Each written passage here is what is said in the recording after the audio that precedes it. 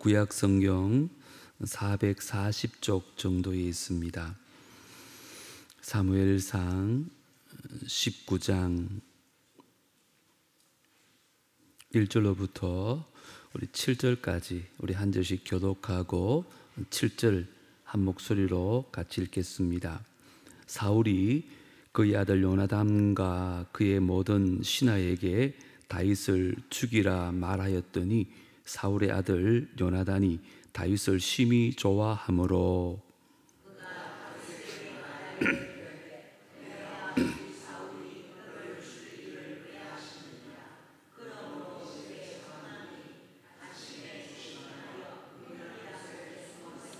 내가 나가서 내가 있는 들에서 내 아버지 곁에 서서 내 일을 내 아버지와 말하다가 무엇을 보면 내게 알려주리라 하고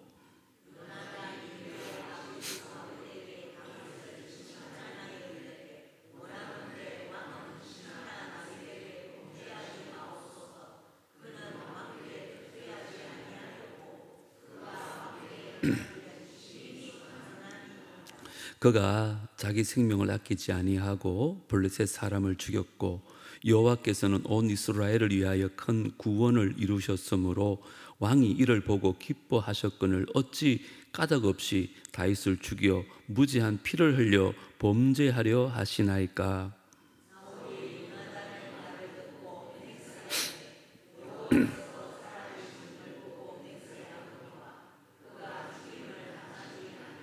다 같이요. 요나단이 다윗을 불러 그 모든 일을 그에게 알리고 요나단이 그를 사울에게로 인도하니 그가 사울 앞에 전과 같이 있었더라. 아멘.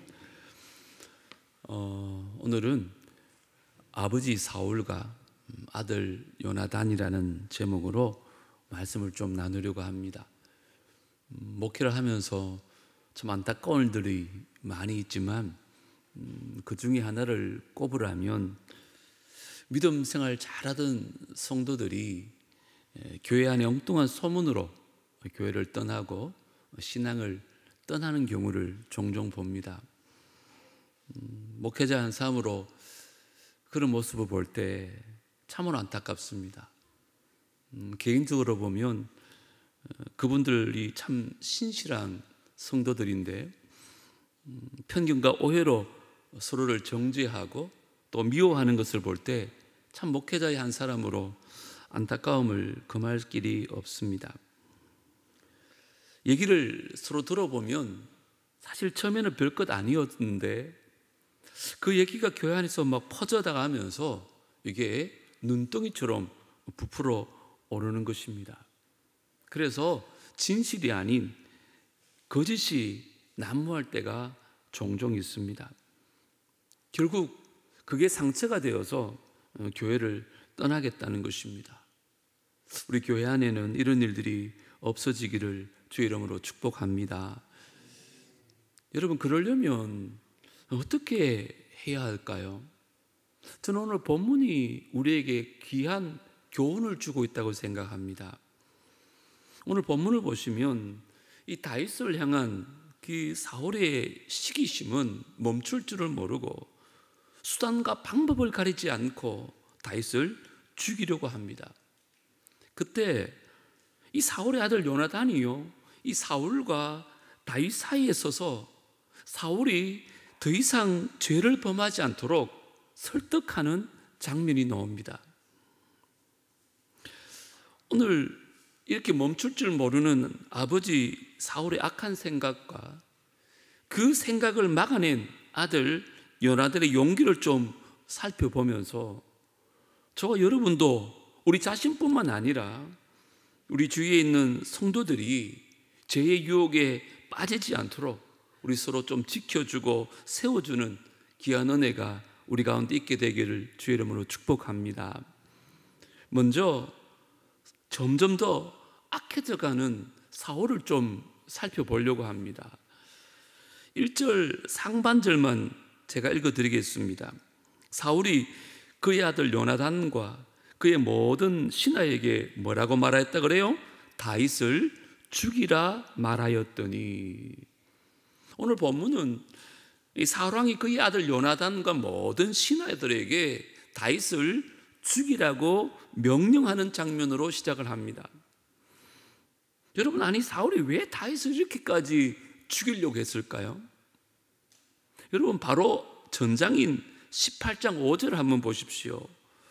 이때 이제 다윗이 골리앗을 물리쳤을 때 사울이요 그것을 너무 자랑스럽게 여기고 기뻐했어요. 그래서 뭐라 그럽니까? 다윗을 군대의 장으로 삼았더니 온 백성이 합당히 여겼고 사울의 신하들도 합당히 여겼더라. 자, 그런데 불과 한 장인데, 아니 그 사이에 사울이 다윗을 죽이라고 사형 판결을 내리고 있다는 것입니다. 여러분, 이 사울의 마음이 바뀌게 된 사건은 지난 시간에 살펴봤듯이 다윗이 큰 공을 세우고 돌아올 때에 백성들이 사울은 천천히요, 다윗은 만만이라고 다윗을 칭송하기 시작합니다. 이를 들은 사울이 크게 분노하면서 그를 시기 질투하는 마음을 품게 됩니다. 여러분, 사실 다윗은 아무 잘못이 없습니다. 자기 스스로 자기를 높인 것도 아니고 자기는 왕권을 탐한 적도 없습니다. 그런데 사울의 시기심은 다윗이 자기의 왕권을 빼앗을지도 모른다는 그런 두려움과 위기의식으로 발전해 갑니다. 그리고는 그때부터 사울은 다윗이 자기를 몰아내고 그 왕위를 차지하는 온갖 상상을 하면서 다윗을 정오의 색안경을 끼고 보기 시작했습니다. 여러분, 우리가 꼭 기억할 것은 이런 정오심을 품을 때 아주 기뻐하는 존재가 하나 있다는 것입니다. 그게 뭘까요? 바로 악령입니다. 여러분, 사울이 처음에 하나님을 거역했을 때도 성경은 악령이 임했다고 말합니다. 근데 지난 시간 살펴봤듯이 사울이 다윗에 대한 정오심을 품었을 때 악령이 심히 임했다는 것입니다. 다시 말하면 강력하게 역사하기 시작하는 악령의 놀이터가 되고 말았다는 것입니다. 그래서 이 악령이 사울을 지배하고 다스리기 시작하자 그는 어느새 다윗을 죽일 계획을 하고 있었던 것입니다. 그래서 먼저는 아무도 없을 때 다윗을 죽이려고 창을 2번이나 던집니다. 근데 마침 다윗이 그 창을 다 피합니다. 그래서 사울은 이 자기 힘으로는 다윗을 죽일 수 없다고 판단해서 사울은 거기서 멈추지 않고 다윗을 천부장으로 임명해가지고 직접 군대를 이끌고 격렬한 전쟁터로 나가서 거기서 전사할 수 있도록 이를 꾸밉니다. 남이 눈치 못 채게 하려고 다윗을 죽이려는 술수를 꾸민 것입니다. 그런데 하나님이 다윗과 함께 계셔서 그가 출전하는 모든 전쟁을 승리로 이끌고 돌아옵니다. 그러자 사울의 마음이 더 강팍해져서 이제는 수단과 방법을 가리지 아니하고 자기의 사랑하는 딸 미갈을 이용해서 다윗을 죽이려고 합니다. 여러분, 한번 보십시오. 우리 안에 누군가를 향한 시기심과 미움은요, 이 악한 영이 계속 그를 부추겨 가지고 멈출 줄 모르게 합니다. 결국 그도 죽고 상대도 죽게 만드는 끔찍한 범죄를 저지르게 하는 거예요. 사울은 자기 딸 미갈이 이 다윗을 사랑한다는 말을 듣고 다윗에게 제안을 합니다. 블레셋과의 전쟁에 나가서 블레셋 사람들의 포피 100개를 가져오면 너를 사위로 맞이해 주겠다. 그런데 이번에도 하나님께서 다윗과 함께 계셔서 블레셋 사람 포피 100개가 아니라 200개를 가져옵니다. 사울은 아무 말도 하지 못하고 죽이려고 했는데 다윗을 자기의 사위로 삼게 됩니다. 여러분, 이쯤이면 하나님의 뜻을 좀 깨닫고 멈춰야 되는 거 아닙니까? 이렇게까지 해도 죽일 수 없다는 것을 그가 알아야 되는 거 아니에요? 그런데 일이 있은 후에도 사울은요, 다윗이 이미 자기 사이가 되었음에도 불구하고 오히려 악이 더해져서 오늘 1절 말씀 뭐라 그래요? 요나단과 그의 모든 신하에게 다윗을 죽이라고 공개적으로 선포를 하는 것입니다. 누구든지 그를 보면 죽이라는 것입니다. 여러분 가만히 생각해 보시면 다윗이 한 일이라고는 하나님과 사울에게 충성한 것밖에 없습니다. 그런데 이제 자기 딸의 사랑하는 남편 곧 자기 사이가 되었는데도 그를 죽이려고 명령한다니까 이게 얼마나 기가 막힌 노릇입니까? 한번 물어볼까요? 여러분 이게 정상일까요? 정상적인 사람이라면 절대로 이런 명령을 내릴 수가 없죠. 여러분 잘 보세요. 처음에는 그냥 마음으로만 다윗을 시기하고 미워했다니까요. 근데 그 마음이 점점 커지면서 먼저는 자기 손으로 다윗을 죽이려고 합니다. 그러다가 안 되니까 이제 전쟁터에 내보내서 남의 손을 빌려서 죽이려는 거예요. 그것도 안 되니까 이제 공개적으로 다윗을 죽이라고 명령까지 오늘 내리고 있는 것입니다. 이 말은 이제 자기 혼자 죄를 짓는 것이 아니라 남들도 그 죄악 가운데 끌어들이는 악한 영향을 끼치고 있다는 것입니다. 여러분, 우리가 누군가를 미워하고 시기하는 것이 사실 별것 아닌 것처럼 보일 수 있습니다. 하지만 그 안에 악한 영이 역사하기 시작하면요, 멈출 줄을 모른다는 것입니다. 그 악한 영에 사로잡혀서 상상을 초월하는 그런 죄악까지 짓게 되어지는 것입니다. 제가 왜 이렇게 강조를 하느냐? 물론 우리 교회 얘기는 아닙니다만은 많은 교회 안에 이런 모습을 많이 봅니다. 제 모교회도 그랬고, 팩트도 아닌 것 가지고 그냥 말 그대로 소문에 불과한 것이요, 결국 그 사람을 죽이고 공동체를 죽이는 결과를 초래한다는 것입니다. 혹 우리 안에, 혹 우리 교회 안에 앞으로 좋지 않은 말들이 들려온다든지 입에서 입으로 뭔가 좀 퍼져나간다면 걷잡을 수 없을 정도로 퍼지기 전에 그 죄와 화를 키우지 마시고 멈출 수 있는 여러분 되시기를 주의 이름으로 축복합니다.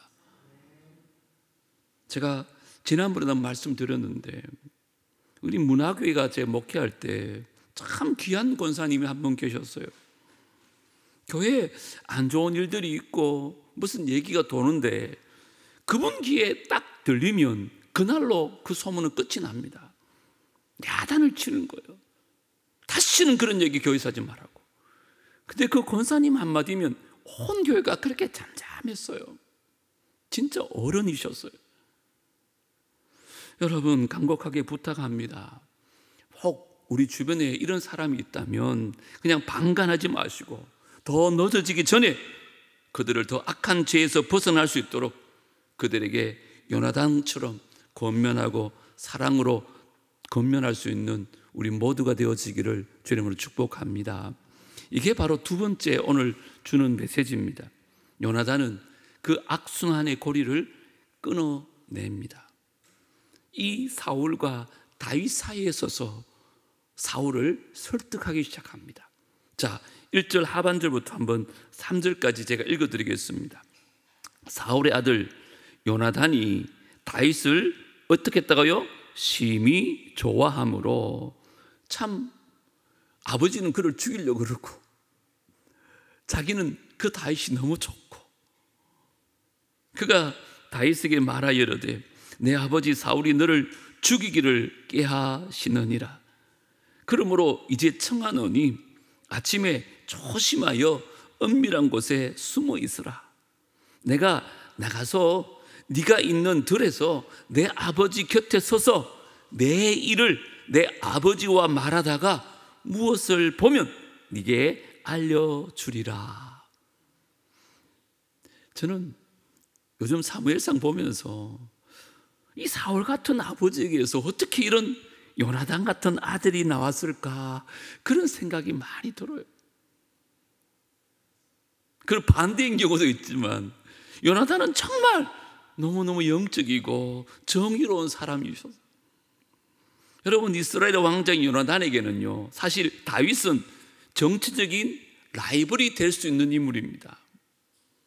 그럼에도 요나단은 자기 왕권에 연연하지 아니하고 그와 맺은 언약대로 그 사랑하는 친구 다윗을 보호하기 위해서 최선을 다합니다. 어느 정도일까요? 목숨까지 내놓습니다. 여러분, 그를 먼저 죽이기 위해서 아버지의 계략을 다윗에게 말해줍니다. 그래서 그를 피신시켜요. 그리고는 아버지 사울과 진지하게 얘기를 나누고 너에게 다시 그 얘기를 해주겠다고 약속을 합니다. 자, 생각해 보세요. 이건 지금 다윗을 죽이려고 하는 아버지의 명령에 불순종한 겁니다. 다윗을 보는 자마다 다 죽이라 그랬잖아요. 뿐만 아니죠, 그를 피신시킨 일은 지금 요나단의 목숨을 위태롭게 하는 아주 위험한 일입니다. 제가 잠시 전에 말씀드렸잖아요. 지금 사울이 정상이 아닙니다. 그의 감정은 정신적으로 굉장히 불안정한 사람이에요. 그리고 다윗에 대한 정오가 막 불타오르고 있었기 때문에 자기 아들이라도 만약에 자기 말이 거역했을 순간 단칼에 죽일 수도 있는 상황입니다. 요나단이 몰랐을까요? 알았을 것입니다. 누구보다 가까이에서 그 아버지를 잘 보고 있었어요. 그런데도 요나단은 다윗을 보호하기 위해서 자신의 왕자뿐 아니라 자기의 목숨까지 내놓고 그 일을 감당하더라는 것입니다. 여러분, 요나단은 다윗과 약속을 지키기 위해서 아버지 사울을 찾아갑니다. 그리고는 담대하게 다윗에 대해서 아버지에게 변호를 합니다. 4절 5절은 같이 한번 읽어보고 싶습니다. 시작. 요나단이 그의 아버지 사울에게 다윗을 칭찬하여 이르되 원하건대 왕은 신하 다윗에게 범죄하지 마옵소서. 그는 왕께 덕죄하지 아니하였고 그가 왕께 행한 일은 심히 선함이니이다. 그가 자기 생명을 아끼지 아니하고 블레셋 사람을 죽였고 여호와께서는 온 이스라엘을 위하여 큰 구원을 이루셨으므로 왕이 이를 보고 기뻐하셨거늘 어찌 까닭 없이 다윗을 죽여 무지한 피를 흘려 범죄하려 하시나이까. 아멘. 지금 다윗을 죽이고 싶어서 혈안이 된 그 사울 왕에게 아버지 다윗에게 범죄하지 마세요, 이렇게 얘기를 합니다. 그런 후에 하는 말이 뭐예요? 다윗이 뭘 잘못했습니까?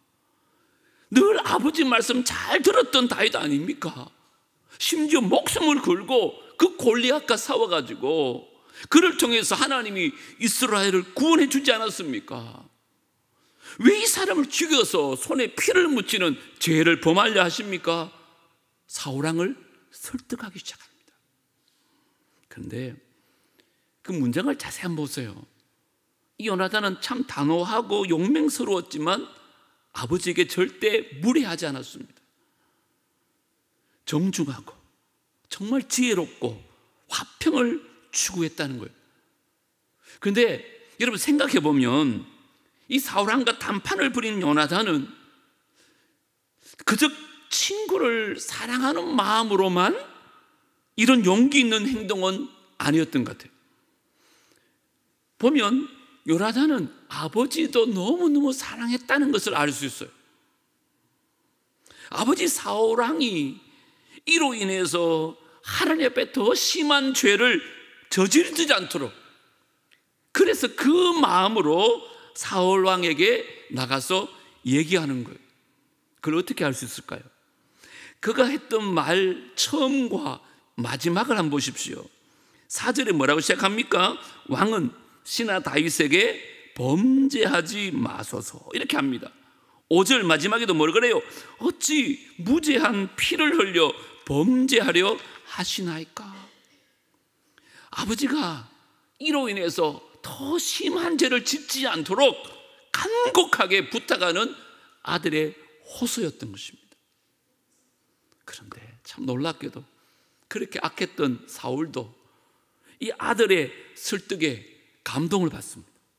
그리고는 사울이 이렇게 말합니다. 다윗을 살해하라는 명령은 없었던 일로 하겠다. 맹세까지 합니다. 그게 6절과 7절입니다. 같이 읽겠습니다. 시작. 사울이 요나단의 말을 듣고 맹세하되 여호와께서 살아계심을 두고 맹세하거니와 그가 죽임을 당하지 아니하리라. 요나단이 다윗을 불러 그 모든 일을 그에게 알리고 요나단이 그를 사울에게로 인도하니 그가 사울 앞에 전과 같이 있었더라. 아멘. 비록 사울의 명세가 오래 가진 않았지만 요나단의 행동이 그 다윗을 죽음에서 구했고 또 사울을 극심한 죄에서 구하게 되어진 것입니다. 친구를 위해서 자신의 왕위와 생명까지 잃을 각오로 용기로운 사랑을 보인 이 요나단이 얼마나 다윗에게 귀한 친구이고 아버지 사울에게도 귀한 자녀인지 모릅니다. 늘 다윗과 요나단의 우정에 대한 얘기들을 많이 듣고 있는데 여러분들에게는 요나단 같은 친구가 있으신가요? 공경에 빠진 형제 자매를 위해서 내가 희생하고 죄의 유혹 앞에 서 있는 그 형제 자매를 구하기 위해서 사랑과 용기 지금까지 아끼지 않는 진정한 요나단 같은 친구가 있으신가요? 여러분, 저와 여러분이 정말 그런 친구를 얻기를 원한다면 제가 권면합니다. 내가 먼저 그런 친구가 되어주면 됩니다. 그렇게 하시면 위험에 처한 사람들을 내 몸을 던져 구해줄 수 있는 이런 다윗과 요나단 같은 영적인 동지가 분명히 생기게 될 줄 믿습니다. 그런데 저는 오늘 본문을 보면서 이 요나단의 모습 속에서 우리 예수님의 모습을 보는 것입니다. 우리 예수님은 중보의 본이 되시는 예수님이셨습니다. 사랑하는 친구를 구하기 위해서 그 왕위와 생명까지 내어놨던 요나단은요, 우리를 구원하기 위해서 하늘보다 영광을 내려놓으시고 자기의 생명을 친히 버리신 우리의 가장 좋은 친구 예수 그리스도의 모본인 줄 믿습니다. 요한복음 15장에 이렇게 말합니다. 내 계명은 곧 내가 너희를 사랑한 것 같이 너희도 서로 사랑하라 하는 이것이라. 사람이 친구를 위하여 자기 목숨을 버리면 이보다 더 큰 사랑이 없나니. 이 세상에서 가장 큰 사랑은요, 친구를 위해서 목숨을 버리는 것이라는 것입니다. 그런데 예수님은 바로 저와 여러분을 위해서 가장 큰 사랑을 친히 실천하셨습니다. 그런데 오늘 본문을 보시면 여기서 끝난 것이 아니라 12절에 뭐라 그래요? 내가 너희를 사랑한 것 같이 너희도 서로 사랑하라 그랬어요. 내가 너희를 사랑한 것 같이가 무슨 말일까요? 내가 십자가에서 죽은 것 같이 너희도 서로를 위해서 죽을 수 있는 사랑을 하라는 것입니다. 목숨을 내어놓는 그러한 사랑으로 너희들이 좀 서로 사랑하라고 말합니다. 여러분에게 한번 물어볼까요? 여러분들은 성도들을 향해서 이런 사랑을 갖고 계십니까? 아니면 앞에서는 웃으며 반갑게 인사하지만 돌아서면 뒤에서 온갖 뒷담화를 하고 온갖 소문을 퍼뜨리고 있지는 않습니까? 에베소서 2장 14절 보면 이런 말씀이 있습니다. 그는 우리의 화평이신지라 둘로 하나를 만드사 원수된 것 곧 중간에 막힌 담을 자기 육체로 허시고, 죄로 인해 갈라졌던 하나님과 사람 사이에 서셔서 그 십자가에서 자기 몸을 제물로 드림으로 말미암아 죄의 담을 허무시고 하나님과 우리가 다시 화평할 수 있도록 하셨다는 것입니다. 중보란 말은요, 인터세션을 해가지고 가운데 서다, 이런 뜻을 가지고 있습니다. 우리 예수님께서 우리 죄를 심판할 수밖에 없는 공의로운 하나님과 죄로 말미암아 죽을 수밖에 없는 인간 사이에 십자가로 서셔서 화목제물이 되심으로 하나님과 우리를 화평케 했습니다. 그리고 예수님께서 지금도 하나님 보좌 우편에서 우리를 위하여 하나님께 중보 기도하고 계십니다. 그게 로마서에 나옵니다. 우리 같이 한번 읽어보겠습니다. 시작. 누가 정죄하리요? 죽으실 뿐 아니라 다시 살아나신 이는 그리스도 예수시니 그는 하나님 우편에 계신 자요 우리를 위하여 간구하시는 자신이라. 할렐루야. 하나님과 우리 사이의 중보자는 오직 예수 그리스도 한 분밖에 없습니다. 그런데 놀라운 일은 그 예수님께서 우리를 이 중보의 사역에 초청하고 계시다는 것입니다. 물론 사람의 죄를 사할 수 있는 중보자는 예수 그리스도밖에 없습니다.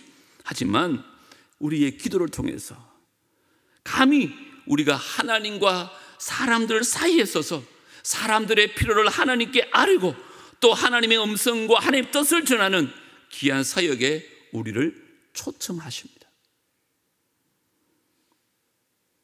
요한복음 14장 12절과 13절이 바로 그 내용입니다. 내가 진실로 진실로 너희에게 이르노니 나를 믿는 자는 내가 하는 일을 그도 할 것이요 또한 그보다 큰 일도 하리니 이는 내가 아버지께로 감이라. 너희가 내 이름으로 무엇을 구하든지 내가 행하리니 이는 아버지로 하여금 아들로 말미암아 영광을 받으시게 하려 함이라. 아멘. 여러분, 우리가 어떻게 감히 예수님께서 하신 일을 할 수 있으며 심지어 그보다 더 큰 일을 할 수 있겠습니까? 그런데 그게 가능한 것이 주님께서 부활 승천하셔서 지금도 우리를 위해서 하나님 보좌에서 중보 기도하고 계시기 때문에 가능하다는 거예요. 그래서 우리가 그 마음으로 기도하면 하나님께서 반드시 이루어 주시겠다고 약속하고 있는 거예요. 예수님께서 우리의 죄를 위해서 하나님께 기도하듯이 우리 형제의 죄악과 잘못을 가지고 눈물로 기도할 때에 하나님께서는 그 기도를 들으시겠다는 것입니다. 여러분, 이게 우리가 잘났어가 아니에요. 우리에게 얻는 능력이 있어서가 아닙니다. 우리의 성경 지식이 많거나 우리의 성품이 뛰어나서가 아니에요. 그런 일로는 이런 일을 할 수가 없어요. 우리는 아무런 능력이 없지만 우리가 예수님 말씀대로 믿음으로 기도하고 간구할 때에 예수님께서 그 일을 이루시고 그 영광을 받으시겠다는 것입니다. 우리도 이제 우리를 초청하시는 이 중보의 사역을 감당해야 합니다. 오늘 이 말씀을 듣게 하신 것도 다 이유가 있을 것입니다. 에스겔서 22장 30절 31절 보십시오. 이 땅을 위하여 성을 쌓으며 성 무너진 데를 막아서서 나로 하여금 멸하지 못하게 할 사람을 내가 그 가운데서 어떻게 해요? 찾다가 찾았어요? 못 찾았어요? 찾지 못하였으므로 하나님께서 어떻게 하셨어요? 내가 내 분노를 그들 위에 쏟으며 내 진노의 불로 멸하여 그들의 행위대로 그들 머리에 보응하였느니라. 주 여호와의 말씀이니라.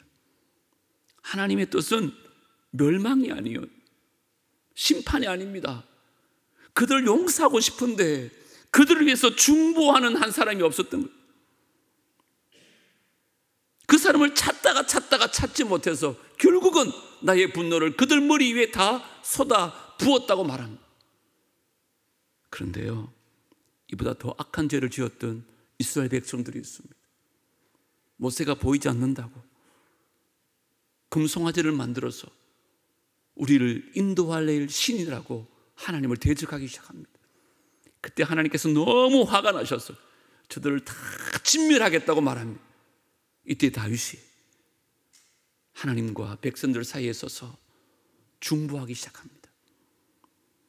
그 얘기를 시편 기자는 이렇게 말합니다.